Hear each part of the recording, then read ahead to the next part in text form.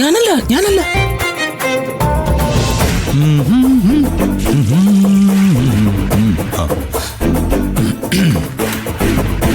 വാ.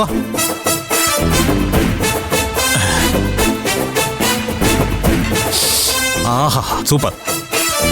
അതിന് വിളമ്പ്.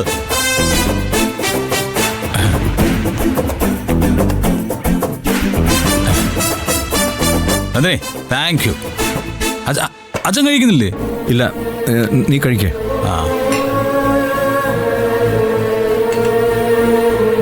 ആഹാ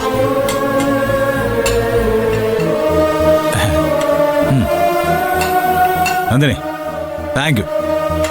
നല്ല മദ്യത്തിനൊടുവിൽ നല്ല ഭക്ഷണം കൂടി കഴിച്ചാൽ ഇന്നത്തെ ദിവസം സമ്പൂർണ്ണം.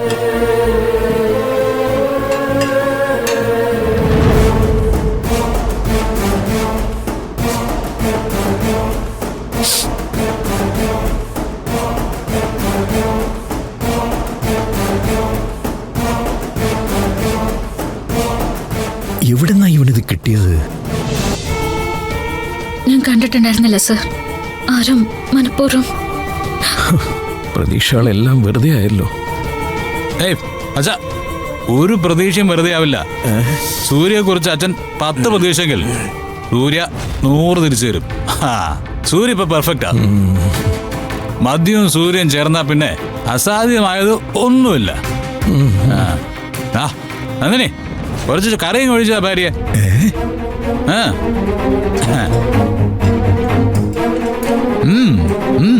Thank you. ചേച്ചി വിജയേട്ടൻ കൊണ്ടൊന്നും കൊടുത്തിട്ടില്ല, നന്ദിനി കൊടുക്കുകയില്ല. പിന്നെ ഇതാരാ എത്തിച്ചേ? ആർക്കറിയാം.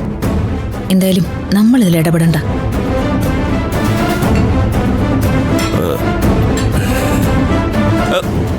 അയ്യോ ഞാനല്ലേ അല്ലേ അളിയോ? അയ്യോ വേണ്ടേ.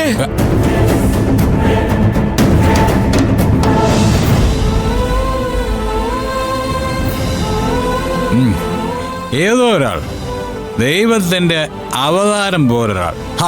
ആരായാലും നന്നായിരിക്കട്ടെ.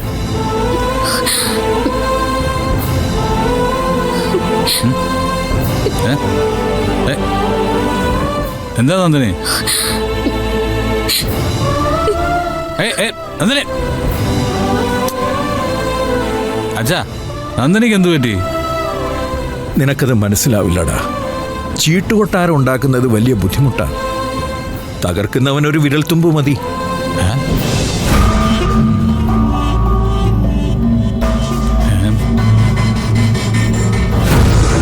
ഇവർക്കെല്ലാം അത് എന്തു പറ്റി?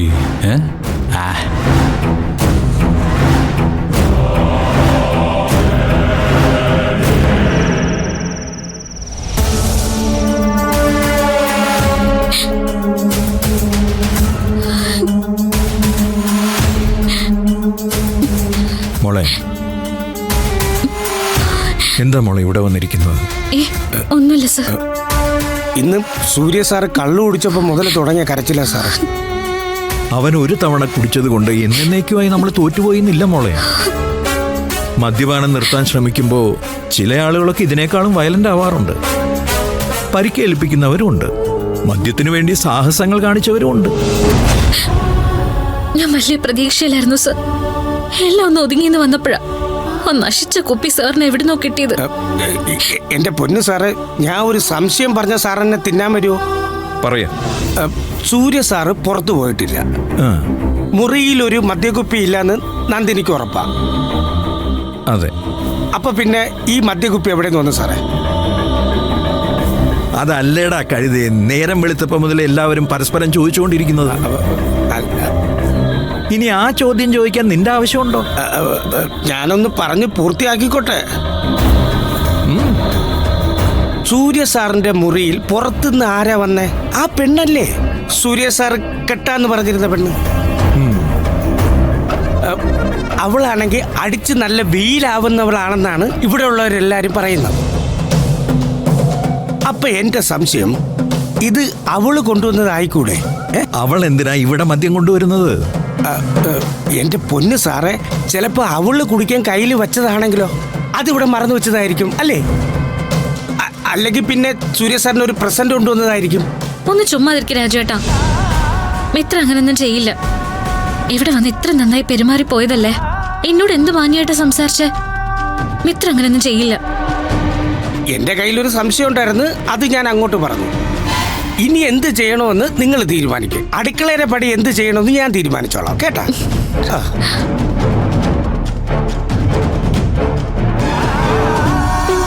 രാജു പറഞ്ഞ വഴിക്ക് നമ്മൾ ചിന്തിക്കേണ്ടി വരുമോ മോളെ?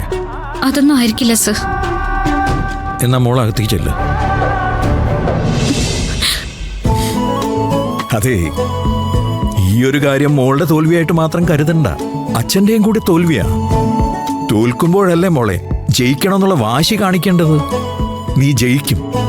നിന്റെ സത്യസന്ധത ഈ കാര്യത്തിൽ ജയിക്കും, അതെനിക്ക് ഉറപ്പാ. മോള് ചെല്ല്.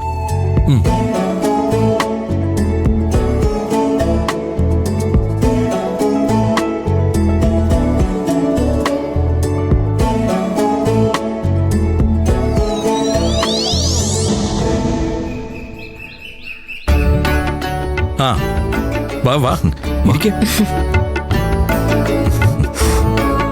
ഇരിക്കടോ. കൂട്ടുകാരൻ സുഖമായിട്ട് കിടക്കുന്നു എന്ന് അറിഞ്ഞുകൊണ്ടാവും രണ്ടുപേരും ഇങ്ങോട്ട് ഇറങ്ങിയതല്ലേ? എന്റെ അസുഖം പൂർണ്ണമായിട്ടും ഭേദാവുന്നതേ ഉള്ളൂ സാർ. ഞങ്ങൾ പ്രധാനമായിട്ടും സാറിനൊന്ന് കാണാനാ വന്നത്. എന്താ? വിവേകേട്ടന് ഒരു 4 ദിവസത്തെ ലീവ് വേണം. മാഡത്തിനോട് പറഞ്ഞ സമ്മതിക്കുമെന്ന് തോന്നുന്നില്ല. 4 ദിവസം നീ എവിടെ പോകുന്നു? അത് സൂപ്പർ മാർക്കറ്റിൽ സാധനങ്ങൾ വാങ്ങാൻ പോയപ്പോ ഒരു കൂപ്പൺ പൂരിപ്പിച്ചിട്ടിരുന്നു. ആ, അതിൽ 1ാം സമ്മാനം ഞങ്ങൾക്കാ കിട്ടിയത്. ആഹാ. ഒരു റിസോർട്ടിൽ 4 ദിവസം ചെലവഴിക്കാൻ. ആ, പണച്ചെലവൊന്നുമില്ലാത്ത കാര്യല്ലേ. ലീവ് കിട്ടുകയാണെങ്കിൽ പോവാന്ന് കരുതി. അപ്പൊ ഉല്ലാസയാത്രയാണ്. അതിനിപ്പോ ഞാൻ തടഞ്ഞാൽ എനിക്കതിന്റെ ശാപം കിട്ടുമല്ലോ. അയ്യോ സാർ, അങ്ങനെയൊന്നുമില്ല. എന്നാ ശരി, ലീവ് അനുവദിച്ചിരിക്കുന്നു. നിങ്ങൾ പോയിട്ട് പാടാ. Thanks uncle. ഇത് ഇത്ര സിമ്പിൾ ആയിരിക്കുമെന്ന് ഞാൻ കരുതിയില്ല. നന്ദിനി ഇവിടെ? നന്ദിനി എവിടെയാണോ അവിടെ തന്നെ ഉണ്ടാവും. ഒന്നുകിൽ അടുക്കളയിൽ, അല്ലെങ്കിൽ അടുക്കളയുടെ പുറകില്. വാ പോയി കാണാം. വിവേകേ, വിവാഹം കഴിഞ്ഞതിന് ശേഷം നിങ്ങൾ ആദ്യമായിട്ടാണോ ഇങ്ങനെ പോകുന്നത്? അയ്യോ അല്ല സാർ, ഞങ്ങൾ ഒരുപാട് സ്ഥലത്ത് പോയിട്ടുണ്ട്. ഇപ്പോഴും അല്പമെങ്കിലും കുറച്ചത്. ഞാൻ ഇവളോട് പറയും, കല്യാണം കഴിഞ്ഞ് തൊട്ടടുത്ത ദിവസങ്ങളിൽ തന്നെ പോകാനുള്ളിടത്തെല്ലാം പോകണമെന്ന്. കുറച്ച് കഴിയുമ്പോൾ നമുക്ക് ഈ പ്രോബ്ലംസും കമ്മിറ്റ്മെന്റ്സും ഒക്കെ വന്നാ പിന്നെ പോകാനൊന്നും പറ്റിയില്ലെങ്കിലോ എന്ന്. ഇവിടെ ഉണ്ട് വിവാഹം കഴിഞ്ഞ 2 പേര്. ഒന്നിച്ചാകപ്പാടെ പോയിട്ടുള്ളത് നിങ്ങളുടെ കൂടെ ക്ഷേത്രത്തിലും പിന്നെ ഒരു പച്ചക്കറിക്കടയിലും മാത്രം. അവരുടെ ടൂറും ഹോളിഡേ ട്രിപ്പും ഒക്കെ അതോടെ തീർന്നു. വിവേകേ, നിങ്ങൾക്ക് അവരെയും കൂടി ഒന്നും കൊണ്ടുപോകാൻ പറ്റുമോ? അത് സാർ, നിങ്ങൾ നിർബന്ധിച്ച അവര് നിങ്ങളുടെ കൂടെ വരും. ഇവിടെ നിന്ന് പുറത്തു പോകുന്നത് നന്ദിനിക്കും സൂര്യയ്ക്കും ഒരു റിലീഫായിരിക്കും. സാറ് ചിന്തിക്കുന്ന കാര്യം നല്ലതാ. ചിലപ്പോ അങ്ങനെ ഒരു അറ്റ്മോസ്ഫിയറിലേക്ക് മാറിയ സൂര്യയുടെ നന്ദിനിയുടെ രീതികൾ ഒന്ന് മാറ്റിയെടുക്കാൻ പറ്റിയല്ലോ, അല്ലേ സാർ? അതെ, അവർ രണ്ടുപേരും തമ്മിൽ ഇപ്പൊ പ്രശ്നങ്ങളൊന്നുമില്ല. പക്ഷെ അവരുടെ മനസ്സുകൾ അടുത്തിട്ടില്ല. അതിനൊരു സാഹചര്യം സൃഷ്ടിക്കാൻ ഇങ്ങനെയുള്ള യാത്രകൾ കൊണ്ട് പറ്റും. അല്ല, അതിന് ഏട്ടൻ? നിങ്ങൾ രണ്ടുപേരും കൂടി അവനെ പറഞ്ഞ് സമ്മതിപ്പിക്കണം. അതിന് എത്ര പണം ചെലവായാലും എനിക്ക് കുഴപ്പമില്ല. ഞാനൊന്നുമില്ല, എനിക്ക് ഒരിടത്തേക്കും പോകണ്ട.